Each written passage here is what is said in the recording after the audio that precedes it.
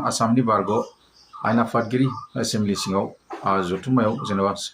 मेल सावराय मेलखौ जेनेबा बेखेवना होग्रा आयेन आफादगिरि बिश्वजित दैमारि आदाया माब्लानिफ्राय गिबि मन्थ्रि हेमन्त बिश्व शर्मानि मेगनाव टारगेट गोलैया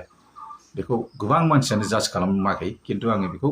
माब्लानिफ्राय जाज खालामदों बेखौ रायजो राजाफ्रा मिथिगोन ना मानो होननानै बुङोब्ला बिश्वजित दैमारि आदाया बोसोरसे सिगां जे बुंनानै लादोंमोन खारन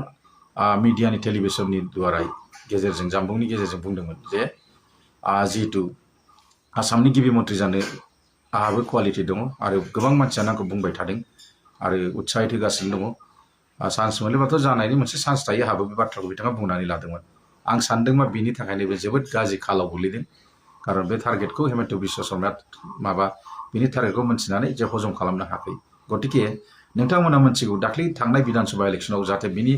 केरियारखौ स्पइल खालामनो थाखाय प्रमद बर'खौ मोनसे पार्टिनि प्रेसिडेन्ट हिसाबै इउपिपिएलनि हमनानै लानानै जे बे गाज्रि फेजेननो हाखागोन साननाय इजियैनो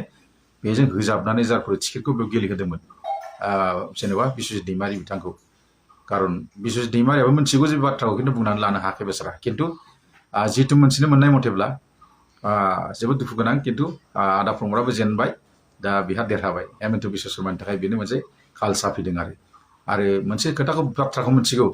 जे हेमन्त बिश्व शर्माया जुदि बेनो केबिनेट मिनिस्टार किन्तु होनोनो गोसो गैखाथारा उकिल गगৈ बिथाङाबो बुंदों खारन मानो होननानै बुङोब्ला बे आयेन जेनेबा बे केबिनेट मिनिस्टार मोननाय माने नेक्स्टआव बियो आसामनि गिबि मन्थ्रि चिफ मिनिस्टारखौ बिथांखौ नाजागोन सिं सिं होनना बेखौ टारगेट बेहा अलरेडि मिथिखागौ गतिके बिनि थाखायनो केबिनेट मिनिस्टारनि बेनो रेंकखौ होनो बिथाङा गोसो गैखाथारा खारन बै दिनाव बिथाङा बुंनानै लाबाय जे आंखौ गोबां मानसियानो उत्साहित खालामगासिनो दे चिफ मिनिस्टार जानो थाखाय बे बाथ्राखौ बिथाङा बुंनानै लानाया बिनि थाखाय बे दिननिफ्रायनो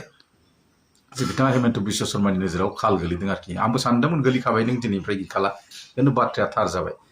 दा बे हिसाबै केबिनेट मिनिस्टार होनो गोसो गैयै रेंकनि हिसाबै दा बिथांखौ तदन्त माबा माबि गिलुबाल थाखा जानाय मानाय जाख्ल'नाय गोबाङैनो बेखौ भाइराल खालामगासिनो दं जाहाथे करप्टेडआव गोलैनानै थाथों जे बिनो हायै केबिनेट मिनिस्टारखौ बिथांखौ मोननै पजिशनाव खोख्लैनानै दोननो सानदों हेमन्त बिश्व शर्माया न' डाउट बिथांखौ एमएलए सिस्टेमैनो थाथों आरो जुदि केबिनेट मिनिस्टारखौ बिबाय थायोब्ला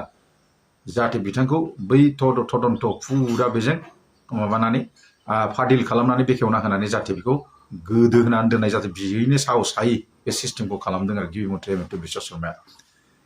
होमबा सानदो रायजो राजाफोर बेसेबां बर' जाथिजों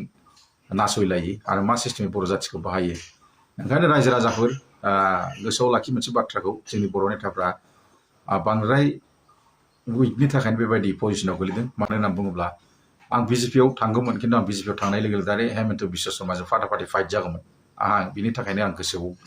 गैया जे बिजेपि बायदि पार्टियाव जइन जानो थाखाय आरो आं जे जायगायाव आगान सुरदों बे जायगायाव फासया रायजो राजाफोर